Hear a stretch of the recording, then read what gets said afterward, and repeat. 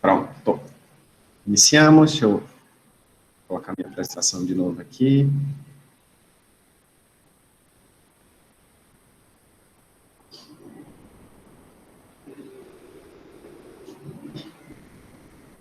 Apareceu já? Apareceu. Vamos lá. Como eu tinha dito para vocês, a gente vai... Tem a situação em que a velocidade da carga que está se movendo é perpendicular ao campo magnético, né, forma 90 graus aqui, ela é uma situação que é especial, é uma situação específica, mas que ela é muito importante para muitas aplicações. Então, a gente vai fazer um estudo um pouquinho mais detalhado, digamos assim, desse tipo de movimento, em que o movimento é perpendicular ao campo. Como é que eu vou fazer isso? Bem, vamos usar uma estratégia que a gente já usou no passado.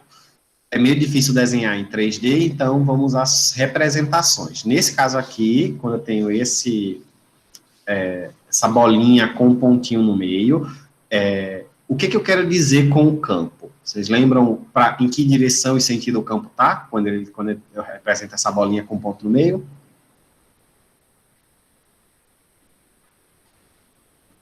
Digam aí, alguém lembra? Não, Pedro, não é obrigatoriamente o norte. Saindo, isso. Essa representação aqui significa que, se vocês conseguissem ver o vetor, ele estaria com a ponta virada para vocês, está indo na direção de vocês. Isso é o que essa representação significa. Imagina que aqui esteja a tela, ó. Eu não devia arriscar aqui. Imagina que aqui esteja a tela, vocês estão olhando, e esse desenho está aparecendo aqui nessa tela. Isso aqui está dizendo para vocês que o vetor B está assim, ó. Aí eu vejo isso como essa bolinha. Se tivesse uma bolinha com um xizinho, aí eu ia estar olhando a tela aqui e o vetor ia estar assim, ó, apontando para dentro da tela. Tá bom? Essa é a diferença entre a bolinha e o xizinho. E o que é que eu vou fazer? Eu vou pegar nessa região aqui, que tem, né, dentro dessa região inteira, eu tenho um campo magnético que está saindo da tela, e eu vou colocar uma carga elétrica aqui para se mover com essa velocidade aqui, V, nesse sentido. E aí, a primeira tarefinha ao vivo de vocês vai ser, me digam para onde é que vai estar a força magnética nessa situação. Que eu tenho campo magnético para fora e a velocidade de baixo para cima. Apliquem a regra da mão direita, de novo, coloca a palma da mão na direção do V, gira na direção do B e vê para onde o polegar está apontando. E nessa situação, considerem que eu tenho uma carga Q positiva, só para facilitar a nossa vida. Para onde é que vai estar a força? Qual a direção dela? E qual sentido?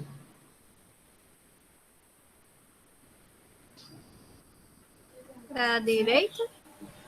Está apontando para a direita, exatamente. Está aqui, ó. Força magnética vai apontar, eu estou representando a linha azul, ó, da esquerda para a direita, apontando para um pontinho, algum lugar aqui. E aí, bem, essa carga ela estava tentando ir para cima, e aparece uma força para a lateral, que ela acaba, esquerda, não, Vinícius, é a direita, é da esquerda para a direita, tá? Como ela está tentando ir para cima e tem a força puxando para a direita, ela vai para cima e para a direita. Em algum momento, ela vai acabar chegando, por exemplo, aqui nesse ponto. E aí eu quero que vocês me digam, neste novo ponto aqui, para onde é que está a força?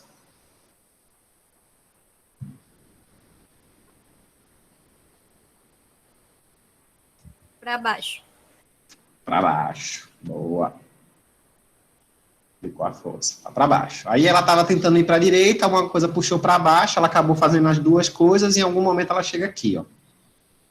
E quando ela está aqui, para onde está a força? Para a esquerda. Tá para a esquerda. Isso. E por fim, quando ela chega aqui embaixo, está se movendo para a esquerda, a força vai estar para... Ei, não.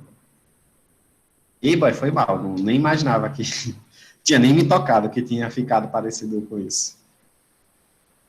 A força vai estar para cima, nesse final. E aí, desconsiderando o que esse símbolo parece, né? Qual é o tipo de força, se vocês conseguirem puxar aí da memória, que vocês viram que fazia com que alguma coisa se movimentasse enquanto a força apontava sempre para o mesmo lugar? Sempre para o mesmo ponto. Que tipo de força era essa? Ah, está relacionado com giro, né? Verdade.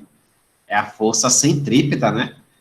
O centrípeta não apontava sempre para o mesmo lugar? Isso.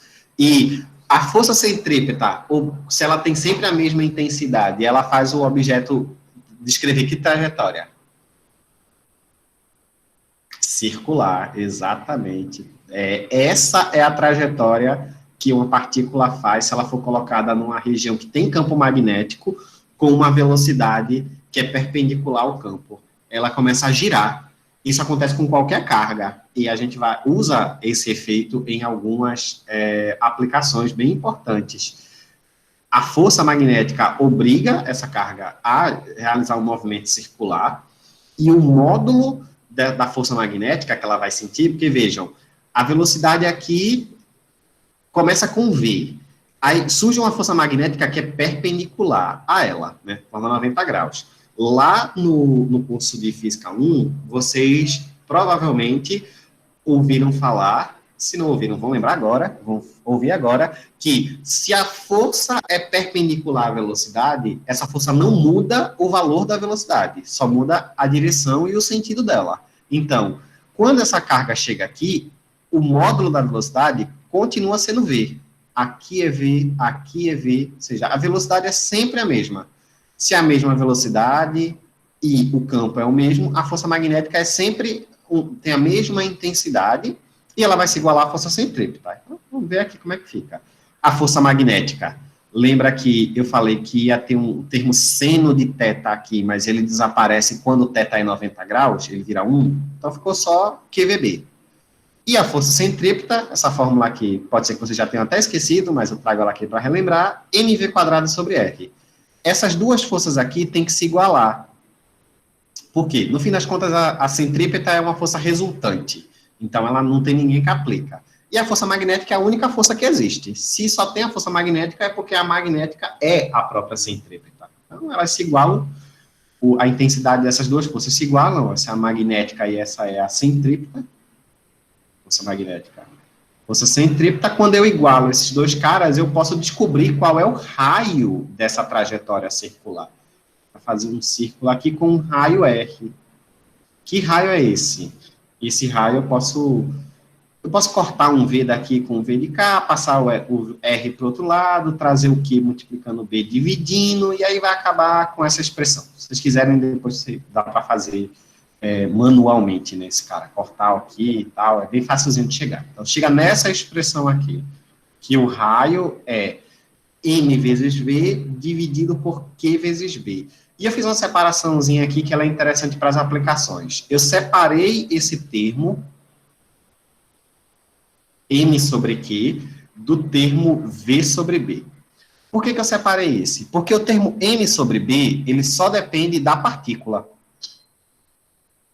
São características da partícula. Ela entra com uma certa massa, ela não perde massa, infelizmente, ela fica andando em círculos ali, não emagrece, ela fica sempre com a mesma massa, e a carga, se não houver nenhum processo de eletrização no meio do caminho, também não muda. Então, essa razão, massa sobre carga, é uma característica da própria partícula, não vai mudar. Já essa razão aqui, V e B, a gente consegue mudar. Por quê? Porque eu consigo jogar a partícula um pouquinho mais rápido, um pouquinho mais devagar, ou eu posso aumentar e diminuir a intensidade do campo. Então, eu tenho várias maneiras de alterar o valor desse raio, que a partícula vai girar, mas duas dessas maneiras está relacionada com características da partícula e outras duas está relacionada com a configuração. A velocidade com que eu jogo a partícula ou o campo que a partícula é colocada, o campo na região em que a partícula vai ser colocada. Se essa partícula fosse um cabelo eletrizado, ela ia ficar girando, só que o movimento ia ser bem mais complexo, Vinícius. Não ia ser só girar, porque Aqui tudo que a gente está fazendo, a própria expressão para a força magnética que eu mostrei para vocês, ela vale para uma carga pontual, ou seja, é para um pontinho. Se você pega um fio, você já não tem mais um ponto. É um pouquinho mais complexo. Mas, sim, o fio de cabelo vai ter um movimento de giro, só que é um movimento de giro um pouquinho mais complexo do que simplesmente fazer um círculo. Não vai ser o cabelo todinho, gira no formato de um círculo. Porque aí a gente vai estar tentando descrever não a dinâmica de um ponto, que é o que tudo que eu estou fazendo aqui está relacionado com um ponto, mas sim com a dinâmica de um corpo extenso, e nesse caso do fio de cabelo é um corpo extenso deformável. Então é bem difícil de descrever essa trajetória para o fio de cabelo. Tá? Bem, avançando aqui, já sabemos, e essa o que precisa ficar em mente, né, para a gente não esquecer, é que partículas que são colocadas num campo magnético com um movimento perpendicular ao campo descrevem trajetórias circulares. Esse é o mais importante. E aí uma pergunta que eu quero fazer para vocês é o seguinte, aqui eu considerei que a carga era positiva. Se a carga fosse negativa, o que ia mudar? É alguma coisa que vocês conseguem ver que ia mudar? A força ficava igual ou mudava? A trajetória ficava igual ou mudava? Tem alguma característica que vocês conseguem ver que deve mudar se a carga for negativa? Eu acho que mudava de sentido a imagem. Isso, perfeito. O que aconteceu? Todas as forças iam inverter, não é? Se a carga fosse negativa, lembra que a gente aplica a regra da mão direita, e aí todas as forças se invertem. Quando as forças se invertem, quer dizer, ao invés dela sentir, deixa eu botar aqui em outra cor para gente visualizar. Quando ela estivesse aqui, ela ia sentir uma força empurrando para cá, ó. E aí, ao invés dela ir para cima e para a direita, ela ia para cima e para a esquerda, ia chegar aqui. Quando chegasse aqui, ela ia estar se movendo para lá, e aí ia sentir uma força para baixo. Ia chegar aqui, ia estar se movendo para baixo, ia sentir uma força para a direita. Ia chegar aqui, ia sentir uma força para cima, ia estar se movendo para a esquerda. E a trajetória seria circular, mas seria para cá. O sentido aqui é esse. É o sentido dos ponteiros do relógio. Já o sentido aqui, ó, é contrário. É o sentido contrário aos ponteiros do relógio. Isso, inclusive, é utilizado para a gente descobrir qual é a carga de uma partícula. Você não precisa. Lembra que lá no passado, quando a gente estava falando de eletrostática, eu falei, ó, tem uma carga positiva e uma carga negativa. Tá, como é que a gente sabe quem é positiva e quem é negativa? Se tudo que a gente consegue fazer é descobrir quando eu boto duas cargas com o mesmo sinal, eu sei que elas se afastam. Se eu boto duas cargas com sinais opostos, elas se aproximam. Mas como é que eu sei qual é a positiva e qual é a negativa? Uma das maneiras é usar um campo magnético. Você joga a partícula dentro do campo magnético. Se ela gira num sentido que a gente convenciona, obviamente, né? Diz que essa carga vai ser positiva, se ela girar no sentido oposto, essa carga é negativa. Essa é uma maneira interessante de descobrir a carga de um material. E a gente usa isso em equipamentos extremamente avançados que são aplicados no dia a dia de um cientista de laboratório, em geral. Tá bom? Então, é justamente sobre esses equipamentos do dia a dia de um cientista no laboratório que eu vou trazer as aplicações. Eu escolhi duas aplicações que estão interrelacionadas, uma é utilizada dentro da outra, basicamente, é um equipamento que utiliza a força magnética, e esse equipamento vai ser colocado dentro de outro equipamento que também utiliza a força magnética para ter um resultado final. Que resultado final é esse? Basicamente é você conseguir descobrir do que é feito uma amostra de uma substância que você não sabe do que ela é feita. Isso é, pega um material, você tem uma amostrinha, um pedaço de um minério, e você não sabe do que é aquele minério. Se é minério de ferro, de prata, não sabe o que é. Por algum motivo você não consegue identificar qual é. Pode ser um minério novo também, por exemplo. Essas duas aplicações, elas podem ser utilizadas para descobrir quais são os componentes daquele minério. E vou apresentar aqui elas duas juntas. A primeira é o seletor de velocidades. O que é um seletor de velocidades? Ele é um tubo bastante comprido, na maioria das vezes, mas deixa eu refazer essa frase. É um tubo de comprimento longo o suficiente para garantir que algumas condições vão ser atendidas. Porque quando eu digo que um tubo é longo, parece que você pode pensar, o que é um tubo longo na mente de vocês? Quantos metros tem um tubo longo?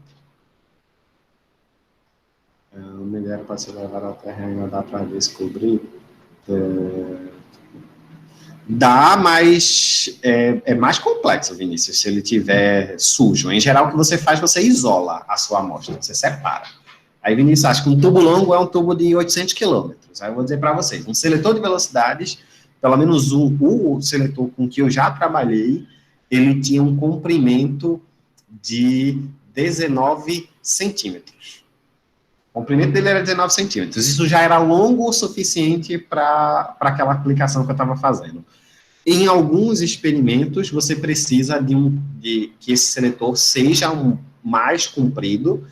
Em geral, quanto mais comprido ele for, melhor é a seleção de velocidades que ele faz. Vocês vão entender melhor com essa próxima imagem como é que um seletor de velocidade funciona. Bem, eu tenho aqui, nesse pedaço aqui deixa eu mudar a cor aqui, porque esse verde não aparece muito bem. Eu tenho aqui atrás uma coisa do seletor que eu chamo de fonte de íons.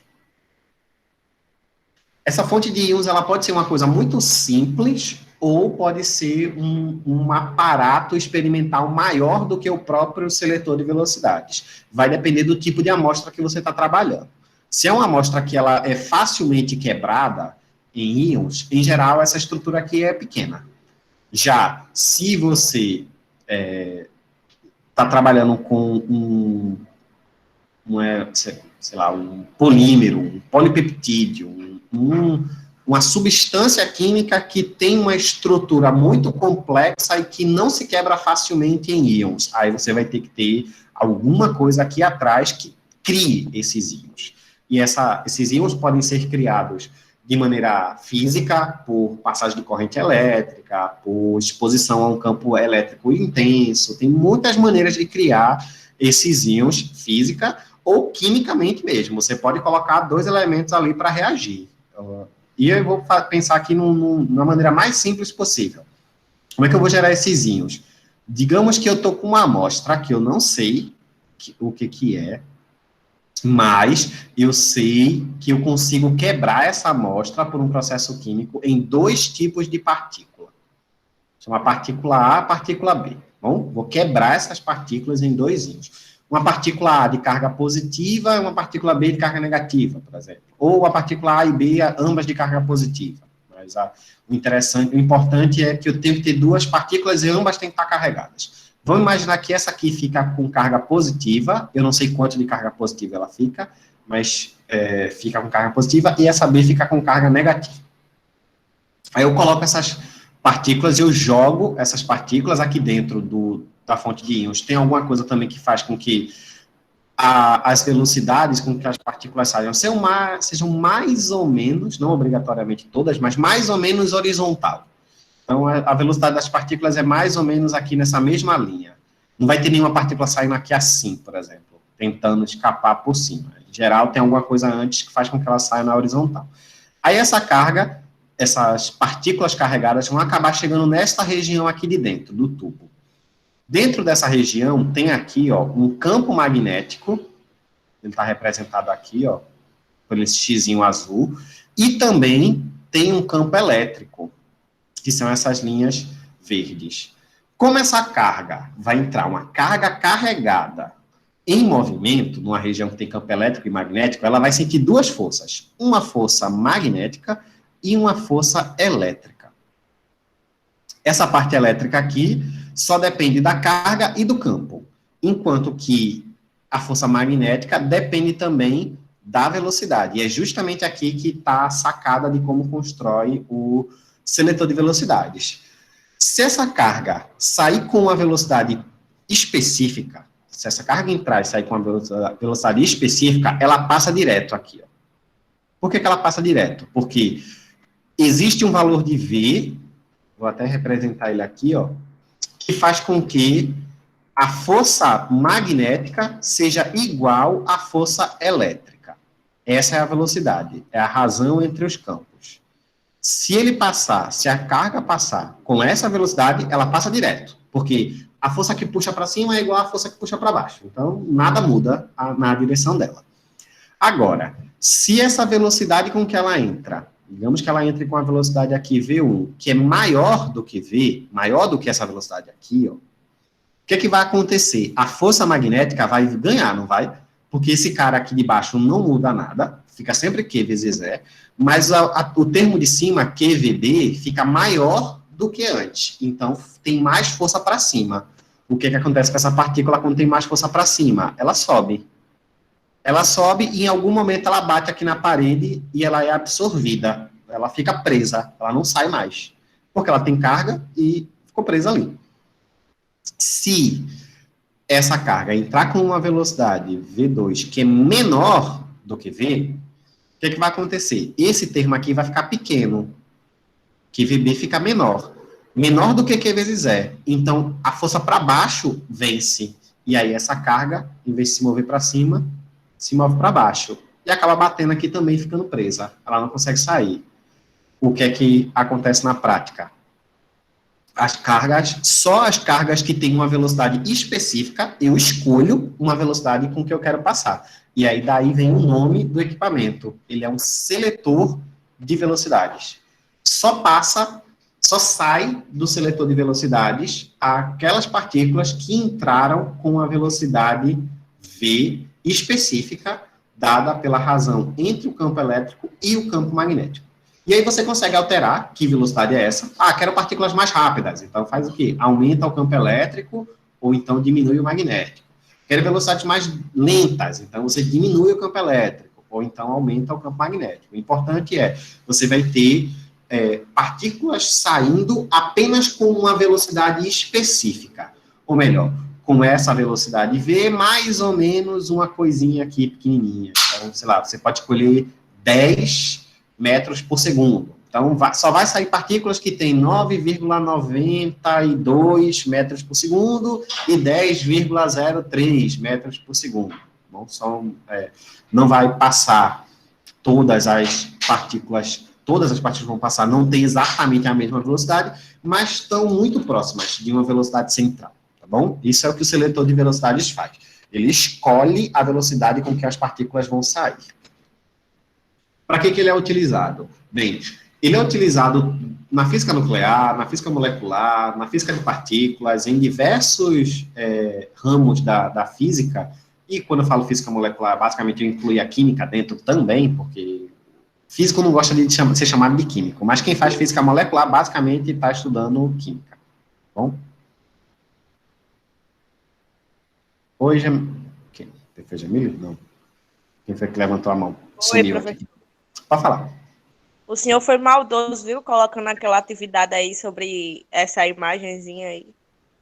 Foi? Foi maldoso? Foi. Por quê?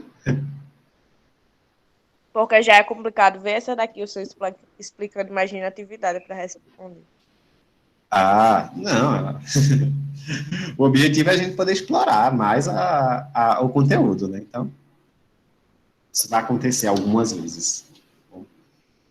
Mas tá, o que eu estava falando foi que o seletor de velocidades ele é utilizado em várias situações diferentes dentro de laboratórios de física e também laboratórios de química, e nesse caso específico, a gente vai pegar o seletor de velocidades e vai acoplar ele em outro equipamento para transformar o seletor de velocidades em um espectrômetro de massa. O que danado é um espectrômetro de massa? Ele é um aparelho que serve dentro de um laboratório de química ou de física molecular ou de física nuclear para dizer do que um certo material é composto. Basicamente, o que o espectrômetro de massa diz, ele não vai dizer, você coloca lá uma amostra de, sei lá, cloreto de sódio, coloca lá cloreto de sódio dentro da sua amostra e ele diz para você na resposta é cloreto de sódio. Não é assim que o negócio funciona. O que ele vai dizer é o seguinte, olha, essa mistura que você colocou, essa substância que você colocou, ela é composta de tantos por cento de massa de cloro com uma certa carga e de tantos por cento de sódio com uma certa carga. E aí a gente consegue comparar isso e ver, olha, peraí, a substância que nós conhecemos que tem X% de sódio com carga positiva e X% de cloro com carga negativa é o quê? É o cloreto de sódio. Então, beleza, essa substância é cloreto de sódio. Se, por um acaso, aparecer umas porcentagens que você não conhece, você pode estar trabalhando com a substância nova, ou, como acontece em boa parte das vezes, você está com o equipamento descalibrado. Isso acontece com bastante frequência. Tá? Como é que o espectrômetro de massa funciona? Como é que ele faz essa diferenciação? Primeiro, a gente coloca aqui dentro, essa aqui foi o que eu falei, agora, a gente já tinha visto no passado que o raio da trajetória de uma partícula que entra com velocidade perpendicular a um campo magnético é bem especificado pela produto massa-velocidade dividido por carga vezes campo. E o que eu faço aqui? Eu tenho a minha fonte das minhas amostras. Lembram que a gente tinha dito que eu tenho uma amostra que eu sei que ela se separa em A. Deixa eu só confirmar aqui se eu coloquei A positivo. Foi. Em uma coisa que é A positivo e B negativo. Não sei o que é o A, não sei o que é o B, mas eu sei que o A sai com carga positiva e o B sai com carga negativa. E, na verdade, eu sei que A sai com uma carga e B sai com outra. A gente pode até olhar aqui dentro para saber se é positiva ou negativa, tá bom? Passo essa minha amostra pelo seletor de velocidades, aí eu sei que aqui nessa pontinha aqui, ó, na entrada dessa nova região, aqui dentro do seletor de velocidades, tem campo elétrico e tem campo magnético. Nessa região aqui, só tem campo magnético. Eu desligo o campo elétrico lá dentro, tá? Nessa região aqui, que só tem um campo elétrico, eu quero que todas as partículas entrem com a mesma velocidade. Todo mundo entra aqui com a mesma velocidade. E essa é a função do seletor de velocidades, é garantir que todo mundo vai entrar ali com a velocidade que é muito, mas muito próxima uma da outra. Existe uma pequena diferença que é normal e faz parte da calibração de qualquer instrumento de medida. Essa pequena diferençazinha nas velocidades que entram.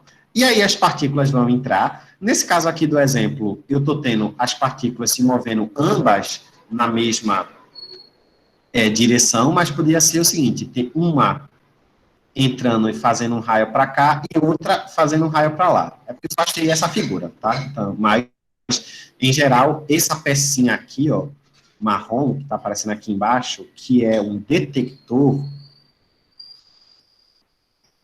ele tem um buraquinho aqui no meio.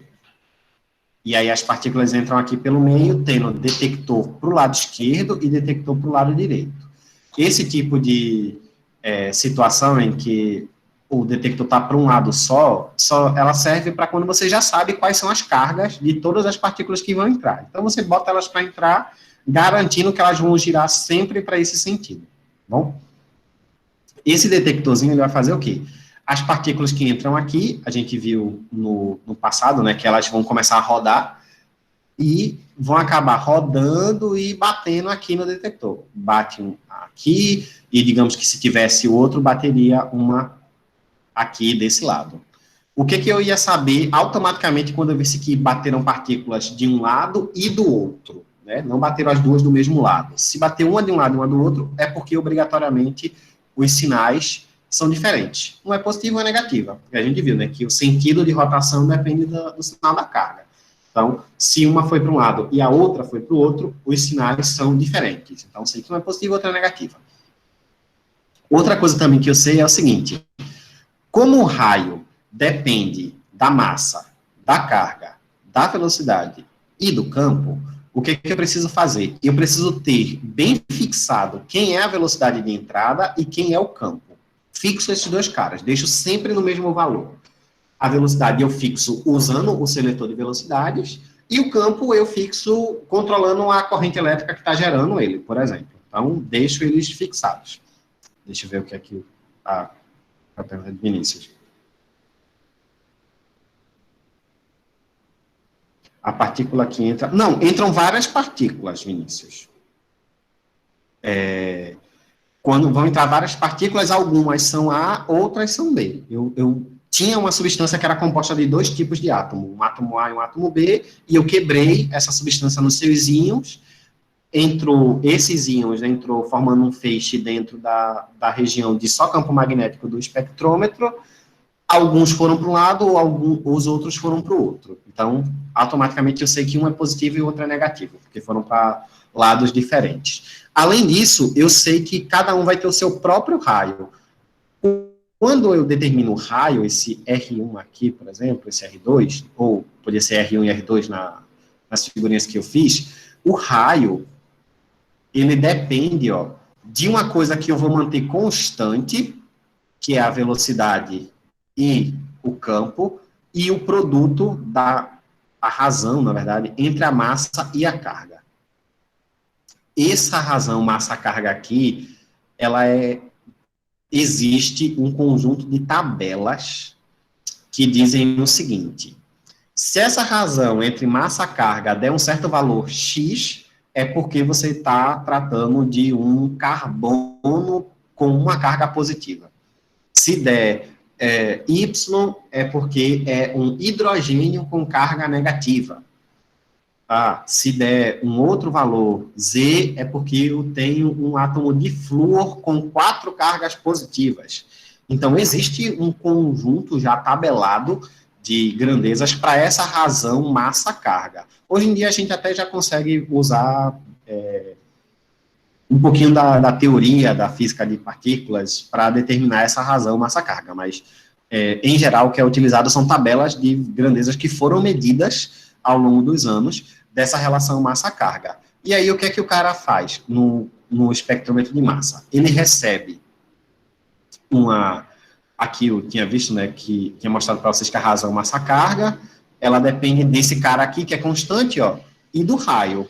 Então, o que é que ele vai fazer? Para cada distânciazinha aqui, do ponto de onde ela entrou até onde ela bateu, dá um raio diferente, e baseado nesse raio, ele pode dizer o seguinte: ele fez uma leitura e ele descobriu, olha, a partícula A+, que foi encontrada, ela tem uma razão carga-massa que equivale a ter uma molécula de sódio positiva, por exemplo. E a partícula B- tem uma razão carga-massa, que ele leu baseado no raio, que é equivalente a ter um cloro com uma carga negativa. Aí eu pergunto para vocês, que substância era a que eu tinha colocado lá no início do meu espectrômetro? É um NaCl. É o sal de cozinha. Só que vocês usam na cozinha é NaCl. Tá aí. Joguei dentro do espectrômetro de massa e descobri que a minha substância se quebra em íons positivos de sódio e íons negativos de cloro, logo e ele me diz também a proporção, de acordo com o resultado final do aparelho. E aí nessa proporção é que eu consigo dizer, então é cloro NaCl, porque também poderia, sei lá, ter dado uma coisa assim, A positivo equivalente a um hidrogênio positivo, e o B negativo é equivalente a um carbono com 4 elétrons, né? Carbono 4 negativos. Tem, mas você perde a joia, né? Só para constar. Dá sim, destrói a joia, joga lá dentro, ela se quebra todinha, você diz do que ela é feita. Aí, bem, encontrei que o A+ era H+, e o B- era C-4. O que vai ser dado lá também? Vai me dizer uma proporção entre a massa desse cara e a massa desse cara na substância. E aí, baseado nessa proporção, eu consegui dizer, se deu H+, e C4- é porque eu tenho uma molécula de CH4. Dependendo do caso, também poderia ter uma molécula de CH2, com alguma carga aqui. Normalmente é uma carga -2. Mas não, é -2. Então, parece uma aula de química, é verdade, parece uma aula de química, porque eu escolhi uma aplicação que é bem da química mesmo, tá bom? Depois vocês dão uma olhadinha nisso, deixa eu entrar no último tópico, que a gente está com 10 minutinhos só para acabar a aula. Fluxo magnético. Esse cara aqui não está se encaixando muito bem com o resto das coisas, não. Então, eu vou fazer só uma introdução explicando como é que calcula. O fluxo magnético ele é uma grandeza que foi definida pelos físicos já muito tempo depois que uma grande parte da teoria do eletromagnetismo já estava pronta. Ele veio aparecer como sendo uma maneira de simplificar algumas notações, simplificar algumas teorias. E, por conta disso, a definição dele é meio que estranha para para o que a gente vê no dia a dia. Vocês estão acostumados talvez ouvir falar da definição de velocidade. Não é muito difícil de entender o que é que significa. Você pega uma distância e divide pelo intervalo de tempo, dá uma velocidade. Você tem a definição de aceleração, você tem uma certa variação de velocidade e divide pelo tempo que ela aconteceu. Já com a definição do fluxo magnético, ele é uma grandeza que mede a quantidade, essa quantidade tem que ser colocada aqui entre aspas mesmo, porque só para tentar facilitar a ideia, de linhas de campo que vão cruzar uma certa região ortogonalmente. E esse ortogonalmente aqui gera um bocado de confusão, porque é assim. Imagina que vocês estão nessa situação. Eu tenho a minha região aqui, que é esse aro circular, e ele tem uma área A. Aí vocês olham para cá e vem o campo magnético, né? As linhas de campo aqui cruzando a região. Aí tem aqui 1, 2, 3, 4, essa aqui também cruza, 5 linhas de campo que cruzam essa região aqui. Quer dizer que o cálculo que eu vou fazer vai me dizer que são 5 linhas de campo que cruzam essa área? E a resposta é não. Por quê? Porque essas linhas de campo aqui não cruzam formando 90 graus, que é o que eu estou dizendo aqui quando eu falo ortogonalmente. Então, uma linha de campo que cruza uma região formando um ângulo diferente de 90 graus, ela não é contada como uma linha inteira. Ela é contada como 0,7, 0,6, 0,5, depende do quão inclinada ela estiver. Então, só um pedaço dessa linha vai contar. O que conta como completo são as linhas que cruzam formando 90 graus. Se não formar 90 graus, então é um pedaço de uma linha. E é isso que torna essa definição de fluxo a coisa mais estranha do mundo. Como é que eu conto linhas se a inclinação muda? Aí a gente tem uma forma matemática de fazer essa conta, que vocês não precisam saber como é que chega lá, mas o importante é isso aqui. O fluxo, isso aqui é o símbolo que a gente vai usar para fluxo, é a letra φ, grega. Fluxo. Pode ser essa, em algumas situações a gente usa o φ minúsculo, esse aqui é o φ maiúsculo, tá? Então, esse ou esse cara dá no mesmo, tá? O produto do campo, o valor do campo, pelo produto da área da região, multiplicado por esse termo aqui, um cosseno de θ. Quem é esse ângulo aqui? Tem um ângulo aqui. Quem é esse ângulo? Esse ângulo aqui, essa é a parte mais cabulosa de lembrar, que muita gente esquece isso, é o ângulo que o campo P vai formar, não com a superfície, tá? Toma cuidado. Não é com a superfície, é com a normal à superfície.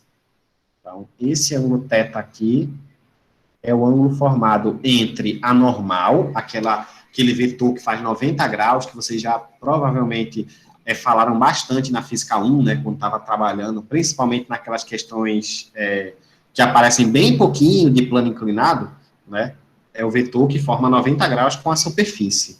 Então, esse vetor normal aqui, é com ele que eu vou medir o ângulo. Então, meço o ângulo dele com o campo B, vai dar θ.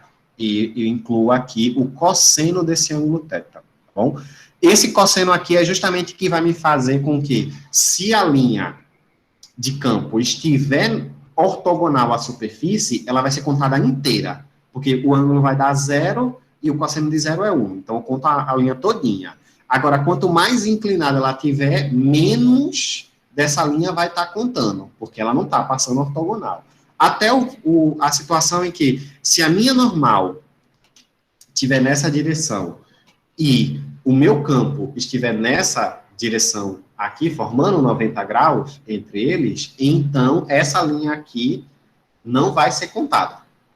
Por quê? A normal diz quem é ortogonal. Se esse cara aqui está ortogonal à normal, é porque ele está paralelo à superfície.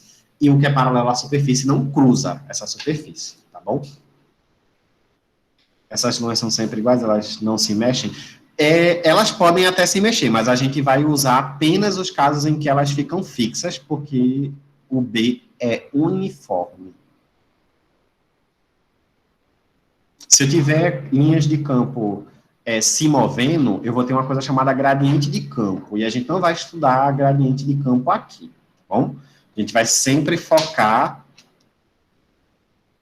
Como assim essa linha? Qual linha você está falando, Vinícius? Estou tentando entender. A normal, a do campo. Pronto, essas linhas de campo aqui, ó, são as linhas de um campo homogêneo. Né? Todas elas são paralelas, o campo tem em todos os lugares a mesma intensidade. Se por um acaso o campo não for uniforme, essa expressão aqui, do jeito que está, não vale. Bom, é como se fosse um tipo de densidade, exatamente. Ela mede um tipo específico de densidade. Bom, só para avançar aqui com algumas características importantes, né, o fluxo magnético ele vai ser medido numa grandeza chamada Weber. A gente dificilmente vai se preocupar com a unidade do fluxo magnético, porque ele vai ser usado como uma ferramenta, ele dificilmente é o nossa fonte principal de interesse, mas é importante saber que existe sim uma unidade para medir o fluxo, e a unidade é o Weber. No sistema internacional, um Weber é um Tesla metro quadrado, ou seja, é um campo vezes uma área. Porque esse cara aqui, cosseno de θ, não tem uma intensidade. Não tem uma intensidade, não, desculpa. Não tem uma unidade de medida. Bom, só para finalizar aqui, temos o caso genérico de um campo formando um ângulo θ aqui qualquer, e aí o fluxo vai ser dado por a área vezes o campo, vezes o cosseno de θ, sempre lembrando que isso aqui é para campo B uniforme.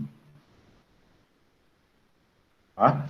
Se nós estivermos em duas situações específicas, o campo tem valores bem definidos. É bem importante saber esses caras.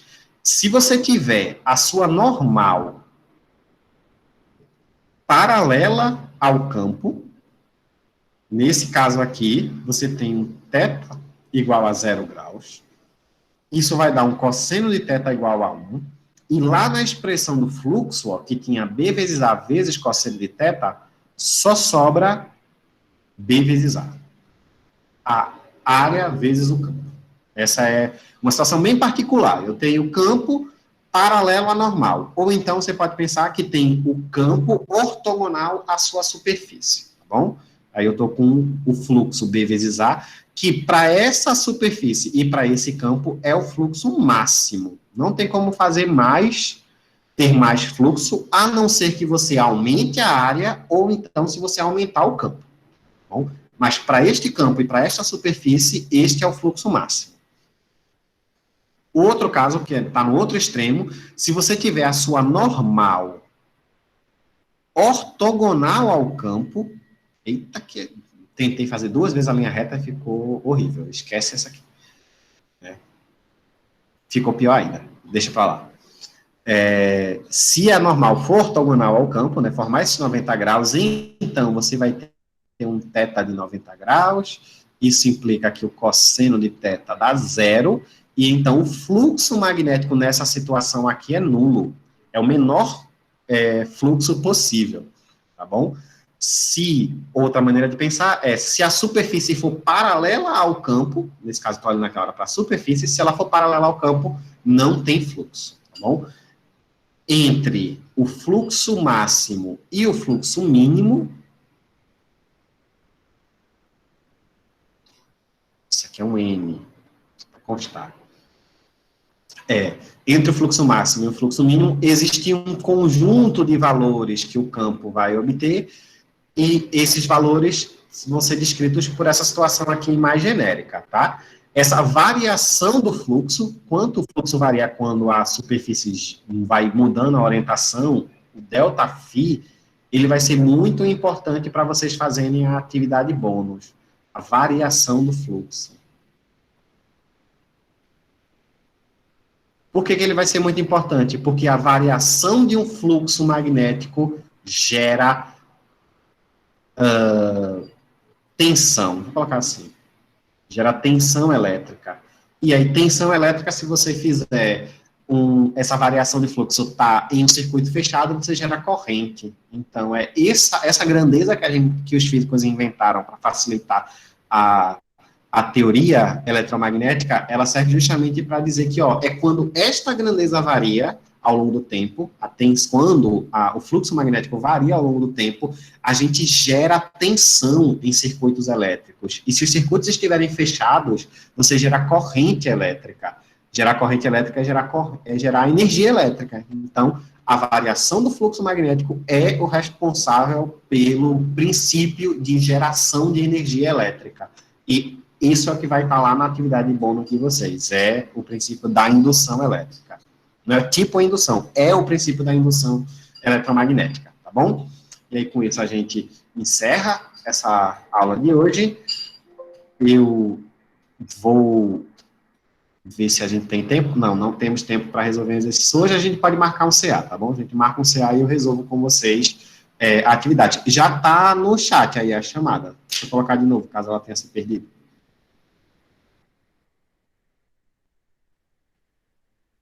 Aí. Professor, Bom, responde só uma vez a chamada? sim, só precisa responder uma vez. Por isso que eu estou colocando sempre no intervalo. Conta para as 2 aulas. Tudo bem, meninos? Deixa eu encerrar aqui a gravação. A gente já parou por hoje.